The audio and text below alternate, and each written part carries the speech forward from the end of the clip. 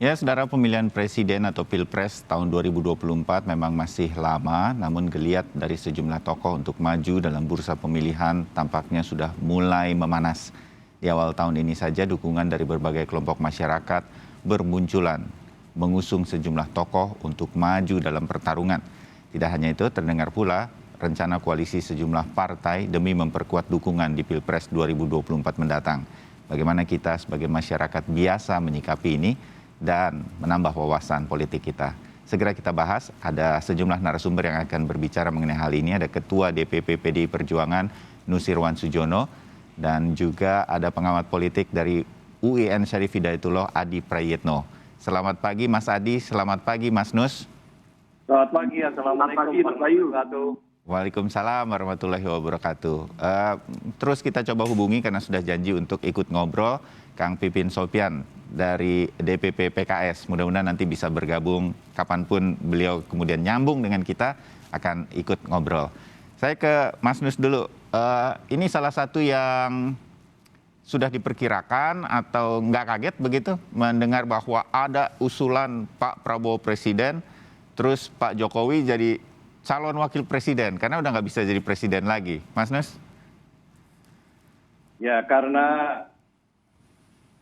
waktunya masih lama, Ya. 2 tahun lebih, maka kreativitas politik tampaknya makin berkembang sampai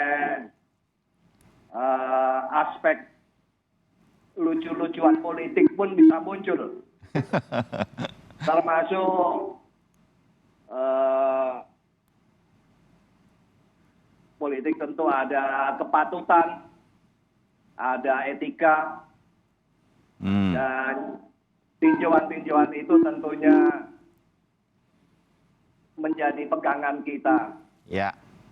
Jadi mestinya perlu narasumber satu lagi.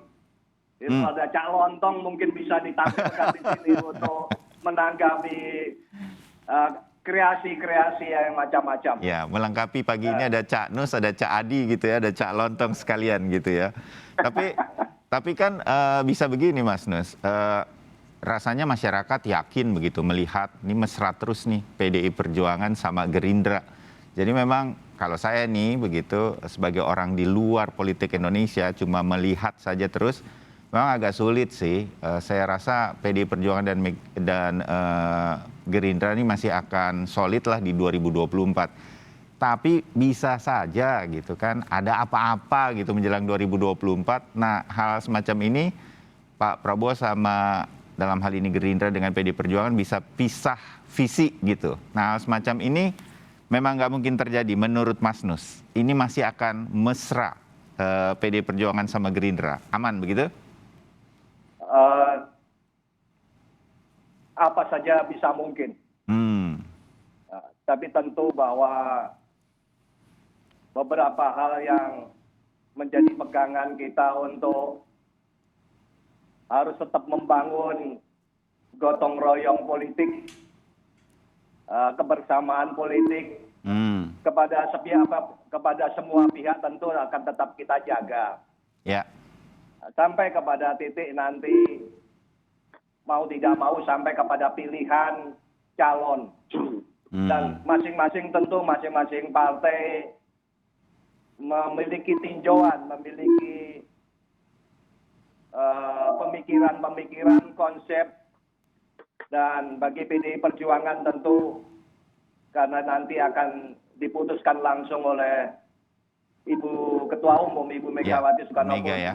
Oke. Tentu semua tinjauan tersebut menjadi pertimbangan pada saatnya nanti. Pasti. Dan semua nafas apa yang menjadi pemikiran rakyat, apa yang menjadi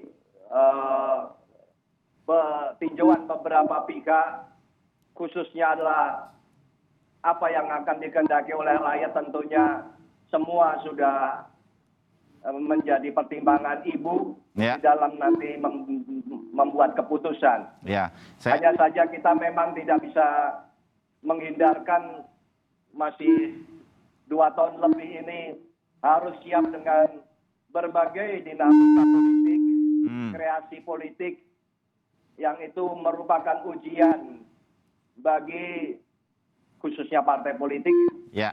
untuk menjaga soliditas masing-masing partai politik tersebut untuk menghadapi pada saatnya nanti sudah siap Ya. dan tidak perlu terpengaruh oleh hal-hal yang mungkin itu akan mengganggu konsolidasi internal partai. Ya, setuju, Mas Nus. Ini kita cuma kemudian mengangkatnya atau membicarakannya. Mudah-mudahan bagi pemirsa Sapa Indonesia ini jadi wawasan begitu. Nanti saya dalamin ya, Mas Nus pengen tahu bayangan-bayangannya PDI Perjuangan karena kader-kadernya semua muncul semua ini di survei-survei begitu. Mas Adi dulu, Mas Adi siapa nih yang testing the water dengan kemudian muncul sebagai sekretaris bersama? Oke, kayaknya nih kita coba aja bagaimana publik menilai kalau Pak Jokowi jadi calon wakil presiden. Saya sih melihatnya seperti itu.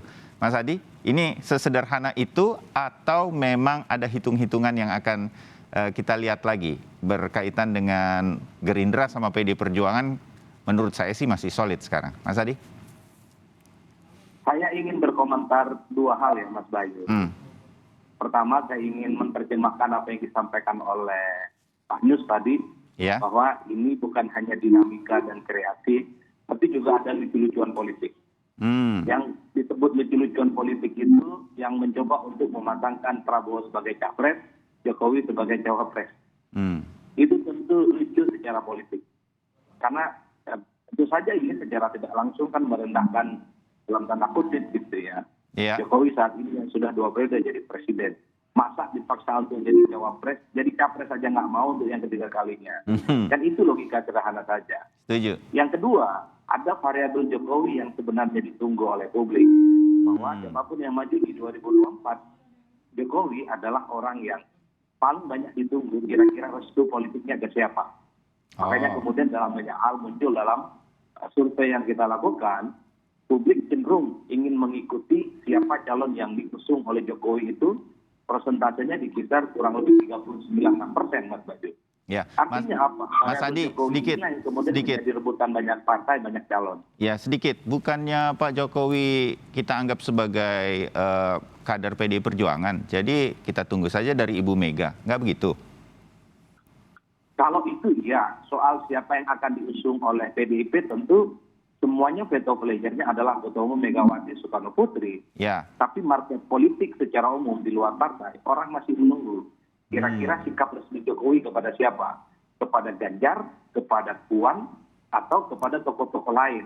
Bahkan misalnya sekber yang kemarin deklarasikan itu mencoba sebenarnya ingin memasukkan variabel Jokowi dalam Prabowo. Itu menegaskan untuk 2024, Jokowi itu masih menjadi magnet yang membuat seseorang itu akan mengikuti kemana kira-kira arah politik Jokowi secara resmi diputuskan. Inilah yang saya kira tentu ke depan akan membuat dinamika politik yang terjadi. Yang ketiga, di luar hal yang tadi saya sampaikan Mas Bayu, kenapa misalnya ada dinamika dan poros-poros baru yang coba untuk dibuat, misalnya soal koalisi antara nasionalis dan religius, ini tentu tidak terlepas dari mesranya antara PDIP dengan Gerindra, yang seakan-akan sudah bisa dikunci untuk 2024, kedua partai ini akan maju bersama, terlepas siapapun yang mereka akan usung. Tapi yang jelas misalnya, Golkar yang punya kepentingan ingin memajukan Erlangga, tentu menginginkan mereka itu tetap menjadi salah satu faksi politik yang juga diperhitungkan untuk 2024, bukan hanya sebatas melengkapi variabel PDIP dan Gerindra nantinya untuk bertanding. Apalagi misalnya dengan ditetapkannya Pepen, wali kota Bekasi, sebagai tersangka kasus korupsi, kan ada satu istilah seakan-akan kuning di pipi. Makanya kemudian memunculkan narasi sebaiknya Golkar itu berkoalisi dengan Orange, yang disambut oleh PKS dengan lapang terbuka. Nasionalis religius akan tampil di 2024. Ini kan tidak terlepas dari kemesraan PDIP dan Gerindra dan tentu dinamika politik yang berkembang belakangan, terutama kasus-kasus hukum yang seakan-akan menyasar kelompok partai tertentu. Padahal kalau dilihat secara umum yang ditangkap itu bukan hanya kader satu partai, tapi semuanya dari kader partai juga ditersangkakan dan ditangkap oleh KPK karena kasus korupsi. Ya. Ini yang ke depan sebenarnya bagaimana dinamika politik kita agak rumit untuk dijelaskan secara hitam putih. Bahkan memastikan PDIP dengan Gerindra bisa bersama sekalipun. Sampai saat ini kalau melihat statement-statement elitnya, itu agak tidak semudah kita membalikkan telapak tangan. Ya. Tidak hitam putih membacanya. PDIP sangat hati-hati ketika bicara tentang soal kemungkinan duet antara Gerindra dengan PDIP, antara Puan dengan Prabowo misalnya. Begitupun dengan yang lainnya. Karena ini adalah proses bagaimana penjajakan dan persamaan persepsi itu baru dimulai tahun ini sebenarnya. Ya, oke. Menuju jalan panjang 2024, Mas Bayu. Iya, oke. Pemirsa Sapa Indonesia, memang berkaitan dengan kemudian muncul nama Pak Prabowo sebagai capres dan kemudian Pak Jokowi sebagai cawapresnya, yang kemudian muncul adalah koalisi dari partai-partai yang nasionalis dan religius. Ya, ada Partai Demokrat, Golkar, dan PKS begitu. Nah, saya mau langsung Kang Pipin udah hadir ya. Kang Pipin, selamat pagi. Pagi, Assalamualaikum Mas Bayu. Waalaikumsalam warahmatullahi wabarakatuh. Pas banget nih, begitu disebut-sebut sama Mas Adi, Kang Pipin kemudian hadir. Jadi saya langsung ke Kang Pipin aja. Apakah memang kemudian sangat terbuka begitu? Tadi Mas Adi mengatakan sebagai analisa politiknya, ini nasionalis sama religius ini mungkin saja kemudian menjadi poros lain di tengah mesranya, Mas Nus udah senyum-senyum aja nih, PD Perjuangan dengan Gerindra saat ini. Kang Pipin, Anda melihat ini kemudian memang menjadi peluang atau apa begitu? Ya, Mas Bayu dan pemirsa sekalian, jadi takdir historis ya, dan sosiologis kita memang tidak bisa dipungkiri bahwa kita dipersatukan oleh dua ideologi besar, nasionalis dan religius. Ya, kita ingin betul-betul PKS merawat keseimbangan. Oke. Jadi kalau misalnya ke depan ya, Allah takdirkan kita di 2024 ini berkoalisi ya, PKS konsisten ya ingin membangun poros nasionalis religius. Jadi karena kita ingin menghindari keterbelahan masyarakat yang semakin runcing di era pemerintahan Pak Jokowi. Itu yang pertama. Yang kedua, tentu kita berharap bahwa tidak hanya secara simbolis merepresentasikan dua ideologi besar itu, tetapi juga kita ingin ada kesamaan ya, platform, visi misi dari partai-partai koalisi ke depan yang memiliki komitmen untuk penyelamatan bangsa, untuk NKRI, komitmen dalam pemberantasan korupsi, dan komitmen dalam mempersatukan setiap elemen bangsa, tidak mengkotak-kotakan sebagaimana kita rasakan saat ini. Jadi untuk itu memang belum ada nama yang akan dilontarkan. Kami masih fokus bagaimana partai-partai koalisi yang memiliki komitmen dengan ideologi nasionalis dan religius ini kemudian bersatu, kita ngobrol bareng, kemudian kita bahas agenda-agenda besar ke depan, kita rinci apa persoalan-persoalan bangsa yang saat ini dihadapi, dan kita juga akan dengarkan apa sebetulnya harapan jeritan masyarakat di tengah kondisi pandemi saat ini. Misalnya ibu-ibu, kita dengarkan aspirasinya, sembako semakin mahal, harga daging, harga ayam sangat mahal misalnya, minyak begitu melambung tinggi. Petani mengeluhkan kepada kami di saat panen kemudian produk impor hadir di tengah-tengah kita sehingga merugikan mereka. Jadi kemudian para ulama merasa bahwa ada kekhawatiran, ada ketidakbebasan dalam menyuarakan kritik kepada pemerintah sehingga seakan-akan ada proses kriminalisasi di situ. Nah, itulah yang harus dijawab ya oleh kita ya, partai-partai koalisi ke depan ya. Makanya kami diskusi, kami melanjutkan silaturahim kebangsaan kepada Demokrat, Golkar, dan juga kepada partai-partai yang lain. Ayo kita duduk bareng, kita dengarkan jeritan aspirasi masyarakat ini. Ya, mumpung ada Kang Pipin nih, jadi saya tanya bahwa koalisi Golkar, Partai Demokrat, PKS itu memang murni ada perbincangannya sampai saat ini atau memang masih wacana, Kang Pipin, singkat? Ya, sampai saat ini kami sebetulnya melanjutkan silaturahim kebangsaan ke semua partai, termasuk ke PDIP ya Pak Nusriwan ya. Jadi kami juga silaturahim. Kemudian partai-partai itu melanjutkan silaturahim secara terbatas gitu ya.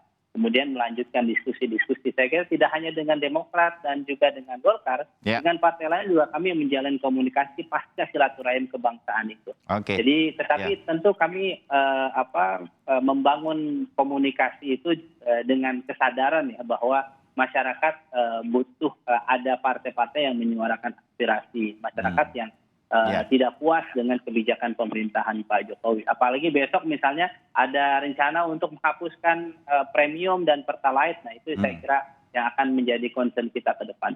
Oke, ya. Saya harus jeda dulu. Mas Adi, siap-siap nih. Saya dan Mas Adi dan juga pemirsa, mumpung ada Kang Pipin Sopian dari PKS dan juga ada Mas Nus dari PD Perjuangan, saya mau kerucutin setelah jeda. Siapa sebetulnya nama-nama dari PKS dan nama-nama dari PD Perjuangan yang sudah, apakah sama dengan survei-survei begitu? Apakah nama-nama inilah yang betul sebentar lagi kita akan tunggu dan kemudian muncul? Nah, tunggu setelah jeda. Saya akan tanya itu ke Mas Nus dan Kang Pipin. Kami segera kembali.